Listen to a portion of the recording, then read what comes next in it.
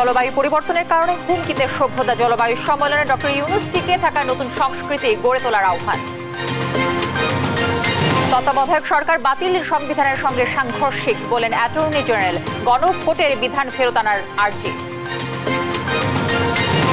চলমান সংকট কাটাতে প্রয়োজন নির্বাচিত সরকার। ঠাকুরগাঁওয়ে মির্জা ফখরুল। আনুপাতিক নির্বাচন ব্যবস্থায় আপত্তি বিএনপির। অন্তর্বর্তী সরকার সংস্কার শুরু করলে মূল দায়িত্ব নির্বাচিত সরকারের বললেন অর্থ উপদেষ্টা। জনকল্যাণে কাজ করার ঘোষণা।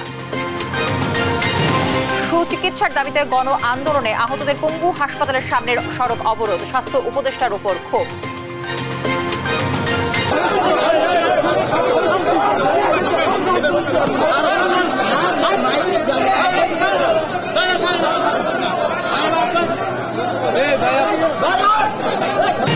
সরকার যতদিন চাইবে ততদিন মাঠে থাকবে সেনাবাহিনী, জানালেন কর্নেল ইন্তেখাব। মানবাধিকার লঙ্ঘন এড়াতে সর্বোচ্চ সতর্কতা।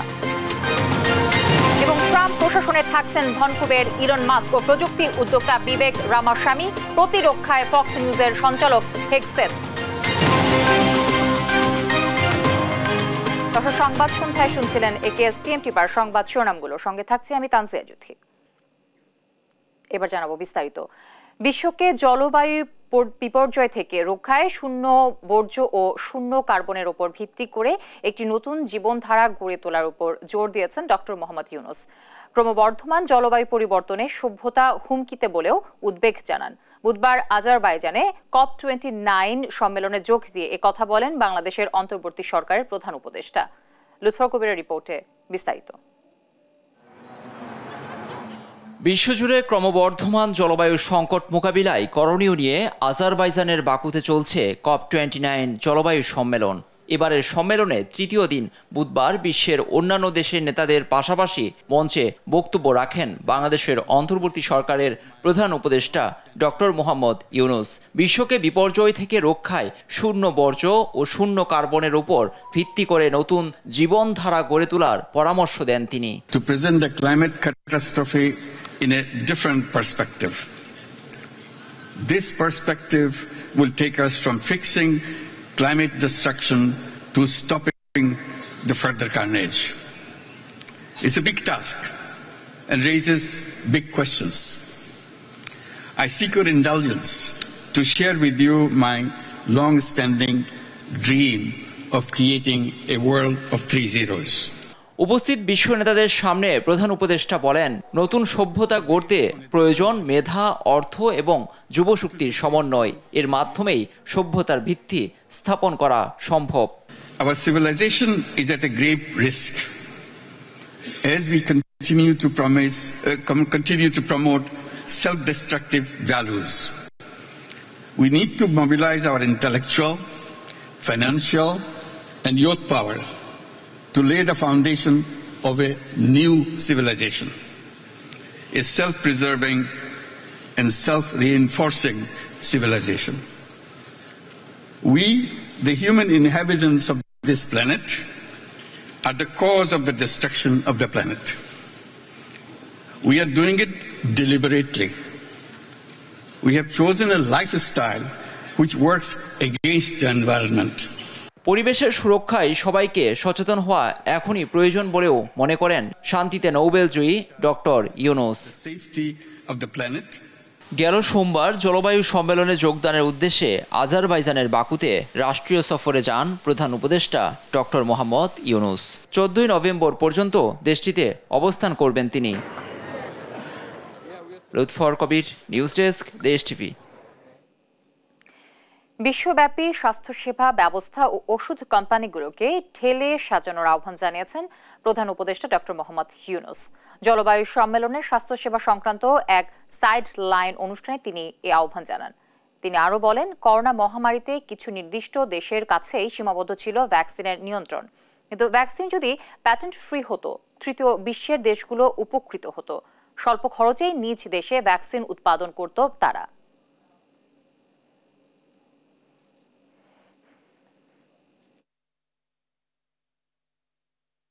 That vaccine must not be owned by the patent rights. It should be patent-free vaccine. And they said, no, it can't be done. I said, of course it can be done. because it was done before. So why don't we do it now? But what is the advantage if you remove this patent right? Then anybody, any country in the world can produce it. Now few companies withhold the patent right and control the life of the entire world's population. 80% of the vaccines went to the 10 countries. You know whose 10 countries are. And people suffered throughout the world. They couldn't afford this vaccine. পঞ্চদশ সংশোধনী সংবিধানের সঙ্গে সাংঘর্ষিক তত্ত্বাবধায়ক সরকার ব্যবস্থা বাতিলের মধ্য দিয়ে গণতন্ত্র, মৌলিক মানবাধিকার ও আইনের শাসনের কবর রচনা করা হয়েছে। পঞ্চদশ সংশোধনী বাতিলে আপিল বিভাগের রিভিউ শুনানিতে এসব কথা বলেন অ্যাটর্নি জেনারেল। এ সময় সংবিধানে গণভোটের বিধান ফেরত আনতে আর্জিও জানান তিনি। বৃহস্পতিবার ফের শুনানি অনুষ্ঠিত হবে। এ বিষয়ে আরও জানাচ্ছেন সাবরিনা মজুমদার। পঞ্চম দিনের মতো সংবিধানের পঞ্চদশ সংশোধনের বৈধতার রুল শুনানি হয় বুধবার। তত্ত্বাবধায়ক ইস্যুতে আপিল বিভাগে রিভিউ বিচারাধীন থাকা অবস্থায় হাইকোর্টে পঞ্চদশ সংশোধনীর রুল শুনানি হওয়ার প্রশ্নে যুক্তিতর্ক উপস্থাপন করেন রাষ্ট্রপক্ষ। শুনানির শুরুতে পঞ্চদশ সংশোধনীর পূর্ব ইতিহাস তুলে ধরেন অ্যাটর্নি জেনারেল। জানান এই সংশোধনীর মধ্য দিয়ে একদলীয় শাসন কায়েম করা হয়েছে, ক্ষুণ্ণ হয়েছে সংবিধানের শ্রেষ্ঠত্ব। বলেন, তত্ত্বাবধায়ক সরকার ব্যবস্থা বাতিলের মধ্য দিয়ে গণতন্ত্র, মৌলিক মানবাধিকার ও আইনের শাসনের কবর রচনা করা হয়েছে। 15th অ্যামেন্ডমেন্টের টোটাল স্কিমটাই হলো বাংলাদেশের গণতন্ত্র ধ্বংস করা, ফ্যাসিজমকে প্রলং করা, বাংলাদেশে মুক্তিযুদ্ধের মধ্য দিয়ে অর্জিত যে বাংলাদেশ সেই চেতনাকে ভুলুণ্ঠিত করা, সুপ্রিমেসি অব দি কনস্টিটিউশন যেটা সেইটাকে লঙ্ঘন করা, এবং বলেছি যে পঞ্চদশ সংশোধনীর মাধ্যমে এমন প্রক্রিয়ায় নিয়ে যাওয়া হয়েছে যেটার মাধ্যমে বাংলাদেশের রুল অফ ল, বিচার বিভাগের স্বাধীনতা, গণতন্ত্র সব কিছু মূল্যহীন যাওয়ার উপক্রম হয়েছে।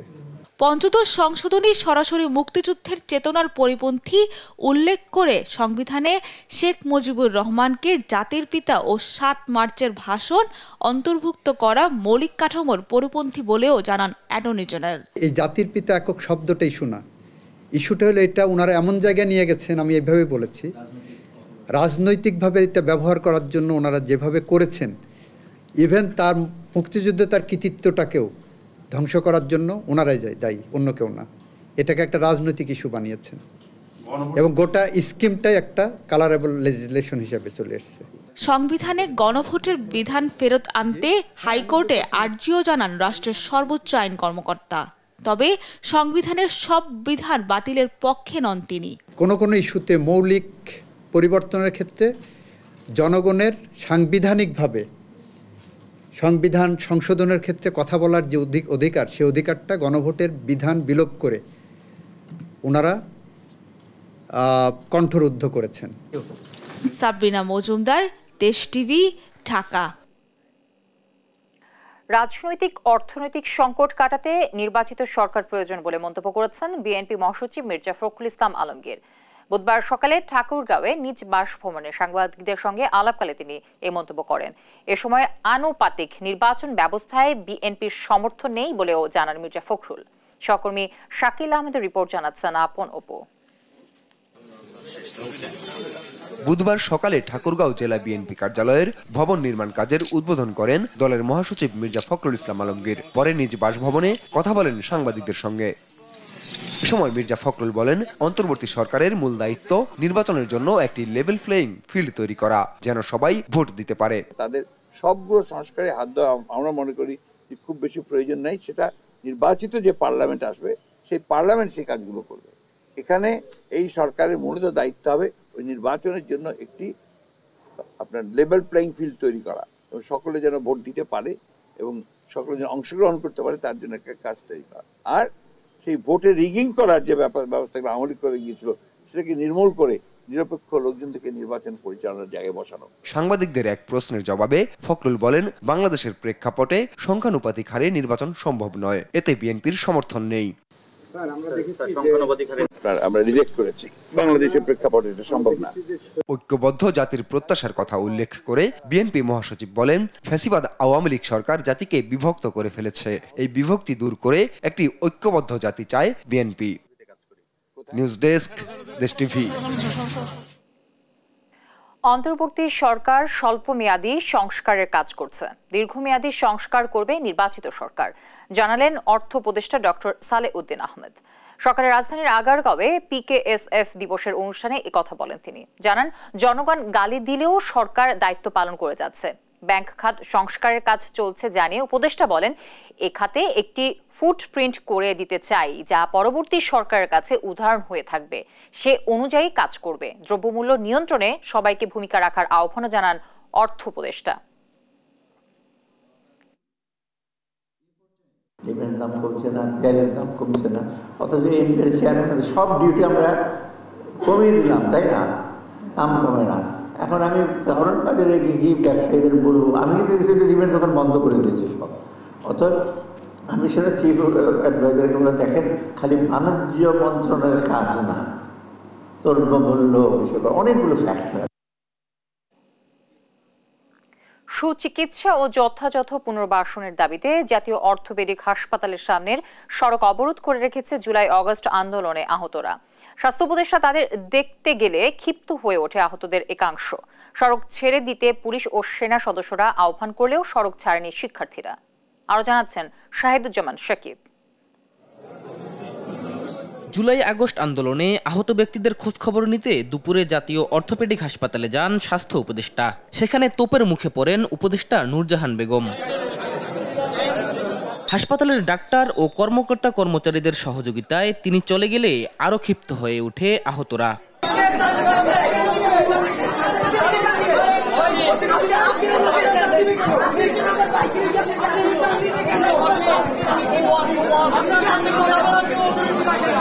ক্ষুব্ধ হয়ে হাসপাতালের সামনের সড়কে নেমে আসে আহতরা। রাস্তা বন্ধ করে স্লোগান শুরু করে তারা।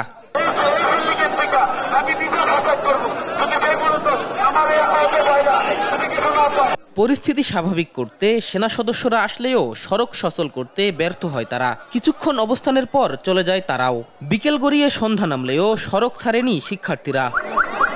শাহিদুজ্জামান শাকিব, দেশ টিভি, ঢাকা। বাংলা একাডেমির পাশাপাশি সোহরাওয়ার্দী উদ্যানেও হবে অমর ২১শে বইমেলা, জানালেন সংস্কৃতি উপদেষ্টা মুস্তফা সরোয়ার ফারুকী। এ নিয়ে দায়িত্বরত ৩ মন্ত্রণালয়ের সাথে বৈঠক করেন তিনি। বুধবার সচিবালয়ে নিজ মন্ত্রণালয়ে গ্রুপ থিয়েটার ফেডারেশনের সাথে বৈঠক শেষে উপদেষ্টা জানান, ধর্ম বর্ণ নির্বিশেষে দেশের সংস্কৃতি তুলে ধরাই এ সরকারের নীতি। জুলাই অগস্টের চেতনা ধারণ করে সংস্কৃতি অঙ্গনে চমকপ্রদ কিছু প্রকল্প হাতে নেয়ার পরিকল্পনাও জানান তিনি। ঘুমন্ত সংস্কৃতি মন্ত্রণালয়কে জাগাতে সর্বোচ্চ চেষ্টার কথাও জানান উপদেষ্টা। তার আশ্বাসে প্রতিবাদ সমাবেশ প্রত্যাহার করেছে গ্রুপ থিয়েটার ফেডারেশন।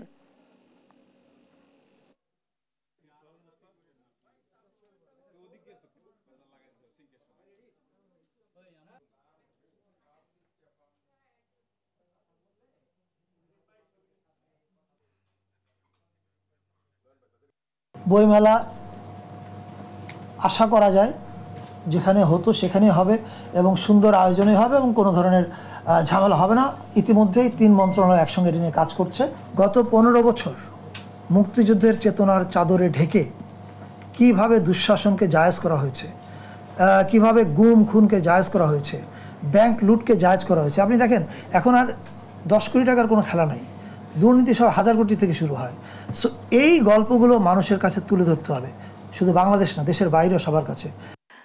যতদিন সরকার চাইবে ততদিন সেনাবাহিনী মাঠে থাকবে। বুধবার ঢাকা সেনানিবাসে এক ব্রিফিংয়ে এ কথা বলেন মিলিটারি অপারেশন পরিদপ্তরের কর্নেল স্টাফ ইত্তেখাফ হায়দার খান।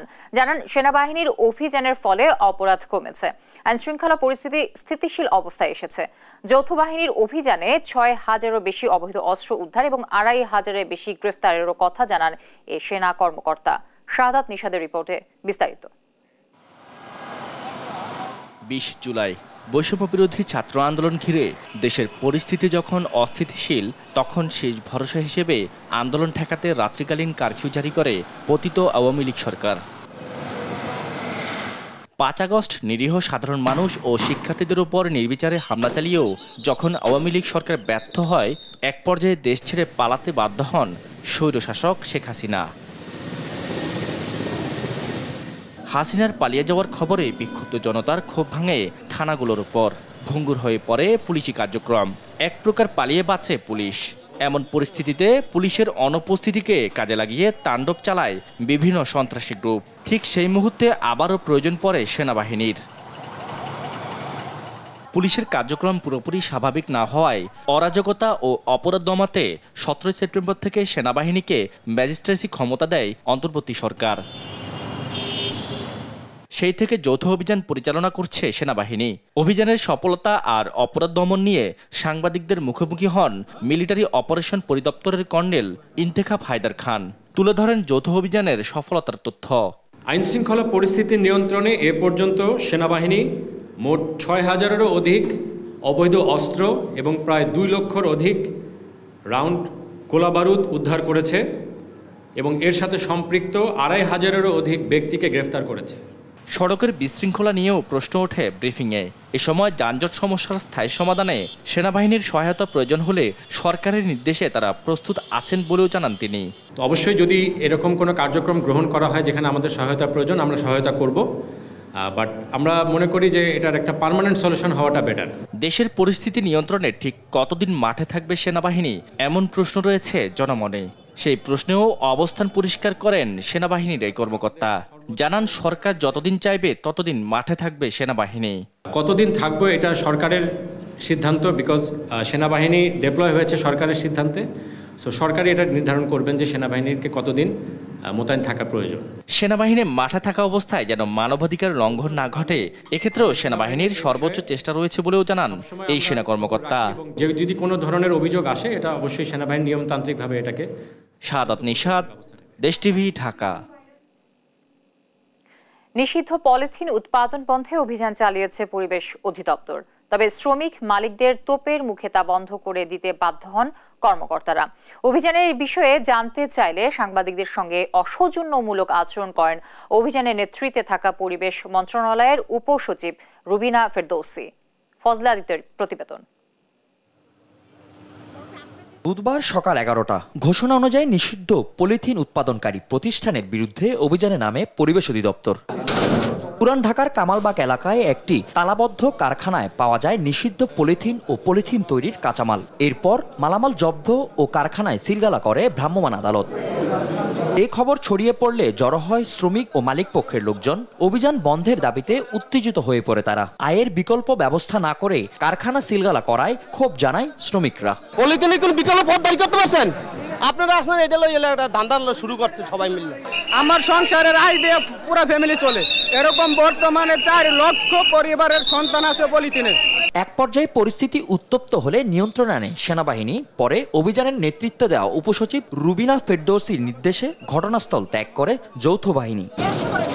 অভিযানের বিষয়ে জানতে চাইলে গণমাধ্যমের সঙ্গে অসহযোগিতামূলক আচরণ করেন এ কর্মকর্তা। আপনার কি সেটা মনে হচ্ছে যে আমরা ওনাদের কথা চিন্তা না করে অভিযান পরিচালনা করছি? আমরা 1 নভেম্বর থেকে, এটা আগে থেকে ঘোষণা যে 1 নভেম্বর থেকে এটা করা যাবে না, তো আমরা আজকে করেছি। আপনার কি তাই মনে হচ্ছে? দিনভর অভিযানের কথা থাকলেও সেখানেই সমাপ্তি ঘোষণা করে রুবিনা ফেরদৌসি। পরিবেশ দূষণ মোকাবেলায় এই ধরনের অভিযান কার্যক্রমকে সচেতন মহল সাধুবাদ জানালেও ক্ষোভ প্রকাশ করছে কারখানায় কর্মরত শ্রমিকরা। তাদের দাবি, উপযুক্ত কর্মসংস্থানের ব্যবস্থা করে এই ধরনের অবৈধ কারখানা বন্ধ করলে উপকৃত হবে সকল স্তরের মানুষ। ফজলে আদিত্য, দেশ টিভি, ঢাকা।